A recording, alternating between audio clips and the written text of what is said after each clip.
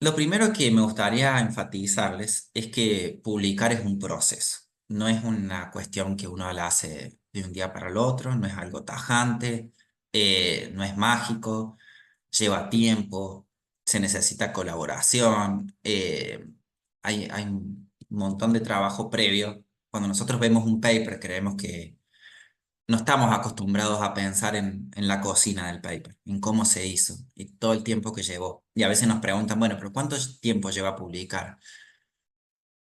Así que hay muchas cuestiones que tenemos que tener en cuenta antes de entrar estrictamente en el resultado, en el paper, ¿sí? Así que bueno, la idea de que publicar es un proceso, ¿ok? Y como todo proceso tiene un principio y tiene un final. Y el final es esa publicación que nosotros vemos en las revistas científicas. Vamos a tratar de responder a estas cuatro grandes preguntas en la charla. ¿Qué publicar? ¿Por qué publicar? Eh, ¿Cómo publicar? ¿Y dónde publicar? Esas van a ser las preguntas guías de la charla. Así vamos de a una. La primera pregunta es la más simple. ¿Es qué publicar? Básicamente cualquier material académico o profesional es publicable. ¿Qué significa esto? Puede ser una tesis de grado, puede ser también el trabajo que hagamos en un curso de posgrado. El otro día hablaba con unas investigadoras ahí de Mar del Plata y ellas justo me contaban que un paper que está publicado en la revista Mar del Plata era producto de un curso de posgrado. Yo también lo he hecho eso. A veces hay cursos que nos hacen hacer ensayos, monografías o trabajos breves y terminan en una publicación. Pero también es el material clínico, aquel material que es producto de la labor profesional que uno recopila en historias clínicas, etcétera, de acuerdo a qué tan sistemático haya sido durante ese proceso, será más o menos difícil hacer el recorte para publicar. Así que la pregunta de qué publicar, básicamente casi todo lo que revista categoría de material académico o profesional. ¿Por qué publicar? Hay dos grandes motivos, vamos a dividirlo. Uno más altruista, si se quiere, que es para aportar al conocimiento científico. Muchas veces yo soy profesor de metodología y veo que hay tesis que tienen un gran potencial, tienen ideas originales muy interesantes, y la verdad que a mi modo de ver constituirían un aporte. Pero también hay que ser honesto y decir lo que lo hacemos por nuestra carrera profesional, para aportar a nuestro CV, sumarnos antecedentes. Es un lindo antecedente para tener en el currículum, decir que hemos hecho publicaciones, ya sea para ámbitos académicos o científicos, ¿sí? Y algo que mucha gente no sabe, y que está bueno aclararlo, que suele ser gratuito publicar. Y voy a usar esa palabra suele ser, porque ya vamos a ver que hay casos donde no es gratuito. Mucha gente piensa que hay que pagar para publicar y generalmente no se paga, pero hay algunas excepciones donde sí. ¿Ok? ¿Cómo publicar? Y acá empezamos en las cuestiones más técnicas. Em, Acá viene la parte difícil, porque el cómo publicar implica fundamentalmente hacer un recorte de la investigación. Implica que una tesis que tenga, por ejemplo, 80 páginas, 100, 150, dependiendo qué tan obsesivos hayan sido con sus trabajos finales. Yo siempre les digo a los estudiantes que una tesis tiene que ser algo específico, breve, actualizado. No tiene que ser un compendio sobre todo lo que sabemos acerca de un concepto. Es mucho mejor que prime la actualización que la cantidad de texto, ¿no? Entonces, suponiendo que una tesis tenga 70, 80 páginas, para ser así lo más breve posible, un paper tiene alrededor de 20, 30 hojas. Entonces, sí o sí necesitamos hacer un recorte de la información para hacer esta publicación. Lo que mucha gente no sabe es que de la tesis puede salir más de un artículo. No necesariamente la tesis equivale a un paper. A veces pueden salir más. Por ejemplo, si nosotros pensamos cuáles son las partes de una tesis, a la izquierda yo se los he puesto en los grandes apartados genéricos. Tenemos desde una portada, un resumen, introducción, marco teórico, objetivo, método, resultado, discusión y conclusiones y referencia. Esa misma estructura se mantiene en un artículo, excepto algunos apartados, que van a ver que necesariamente cambian por la extensión. El que no está presente es el marco teórico. Ustedes van a ver que los papers tienen una introducción de 2 o 3 hojas y ahí se condensa toda la información del estado actual del tema. Em, y en la introducción también se suelen colocar los objetivos al final de este apartado. Así que ahí tenemos un gran recorte que hacemos de la información. Si pensamos que un paper es como una tesis sin un marco teórico, ahí ya tenemos bastante páginas menos. Pero también implica más recortes que sacar el marco teórico. Implica seleccionar qué objetivos de un trabajo, ya sea de un trabajo de un curso, de un informe de investigación que hicimos en un proyecto académico, etcétera, tenemos que pensar qué queremos publicar de todo ese material.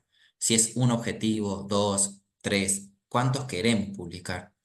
Yo generalmente, cuando pasamos de una tesis a un paper, yo suelo publicar un objetivo, por lo menos uno por artículo, para que no sea tan extenso el material a recortar.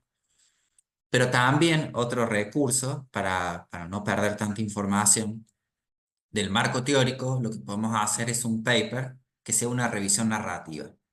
Las revisiones narrativas son aquellas donde damos cuenta del estado actual del tema, pero sin un método de extracción de información. Son aquellas que se hacen, digamos, las suelen hacer especialistas sobre un tema, pero a veces ocurre que el marco teórico tiene tal valor de actualización bibliográfica que uno podría decir, sería interesante que quede como una revisión narrativa por el rastreo que se ha hecho. ¿Qué son esto de revisión narrativa o papers primarios puros? Yo acá les presento una clasificación para que nos orientemos un poco en, en el mundo de las publicaciones posibles. Es una clasificación que la vengo trabajando yo, así que por eso dice ahí abajo mi apellido y dice en prensa. Básicamente los papers los podemos dividir en 2 grandes grupos, sistemáticos y teóricos. Los que vamos a llamar sistemáticos son los que tienen un método. Y ven ahí que dice primarios o secundarios. Eso depende si la recolección de datos es directa o secundarios son aquellas revisiones sistemáticas o metaanálisis. Pero en el otro gran grupo, que llamamos artículos teóricos, se incluyen revisiones narrativas, entre otros tipos de papers, porque no presentan un método de extracción de información como se hacen en las revisiones sistemáticas. Es decir, para decírselo de una manera mucho más simple, lo que hacemos nosotros en el marco teórico, cuando escribimos el marco teórico de un proyecto o de una tesis, es una especie de revisión narrativa. ¿Ok? Dicho así a grandes rasgos, porque no estamos dando cuenta de cómo obtuvimos toda la información del marco teórico. Simplemente hacemos un recorte y lo escribimos. ¿Sí? Acá yo les quiero mostrar 2 ejemplos para que vean que es posible. El primero, que se llama la evaluación de la autorregulación emocional infantil, fue una revisión narrativa, un paper escrito en ese formato y publicado en una revista en la Acta Psiquiátrica y Psicológica de América Latina. Ese fue producto de una tesis que trabajamos en la Universidad de Mendoza. Y el segundo, lo ven que dice programa de relajación, meditación y mindfulness aplicado en voluntarios de una ONG. Esto fue un trabajo final de máster que yo estuve colaborando y se publicó en una revista que se llama Eureka, Revista Científica de Psicología, que es de la Universidad Católica de Paraguay. En los 2 casos hablamos de revistas gratuitas, ¿sí? Y de revistas de acceso abierto, es decir, los artículos se pueden descargar libremente. Me interesa que vayan viendo los nombres de esta revista porque cuando hablemos de esto del primer paper, tenemos que pensar una revista que sea accesible para un primer paper, para empezar a incursionar en este mundo. Y ahora viene la otra pregunta, que es la más difícil de todas. ¿Dónde publicar? Acá es cuando se complica todo.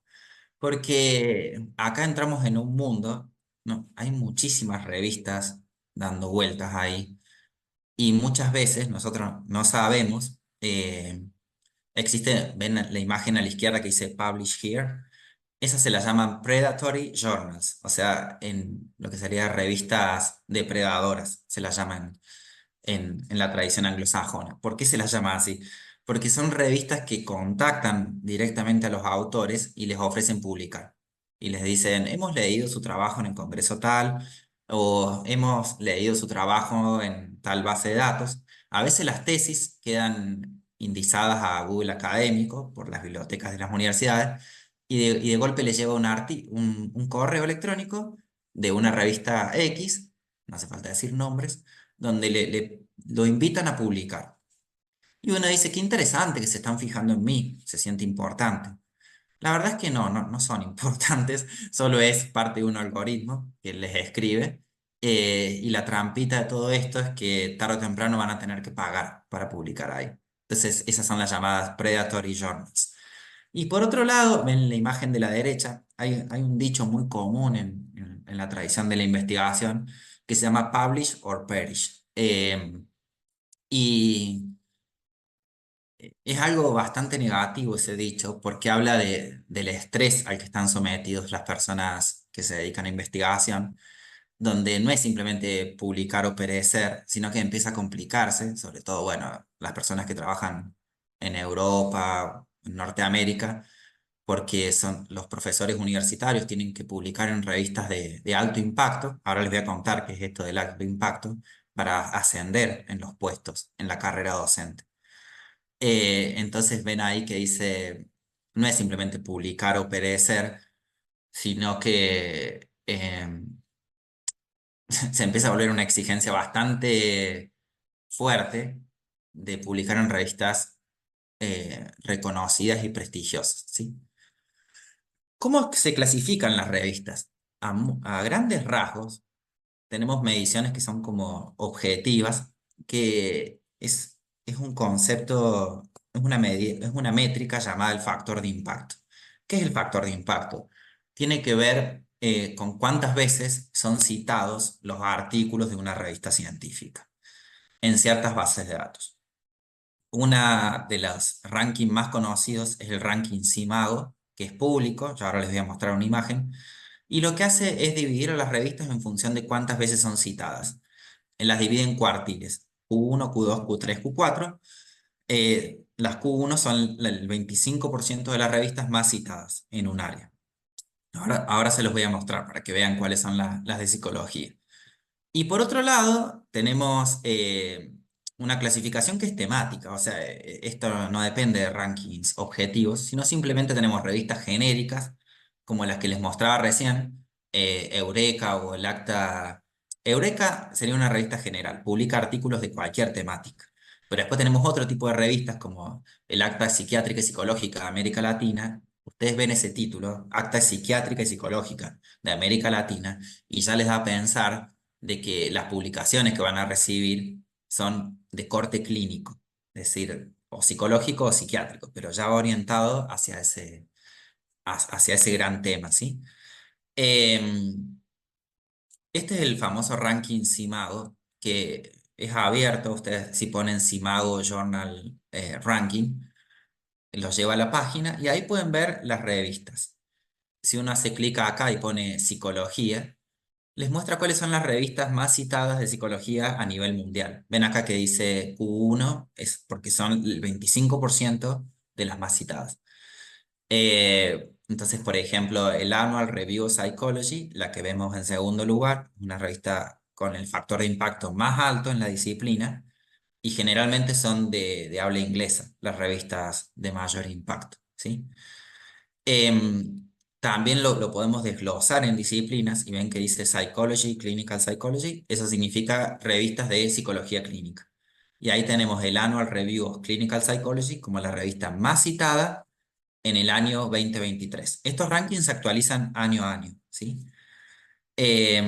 También evalúan instituciones, el ranking CIMAGO, y así fue que CONICET hace varios años que lidera como la institución que más impacto social tiene en este tipo de ranking.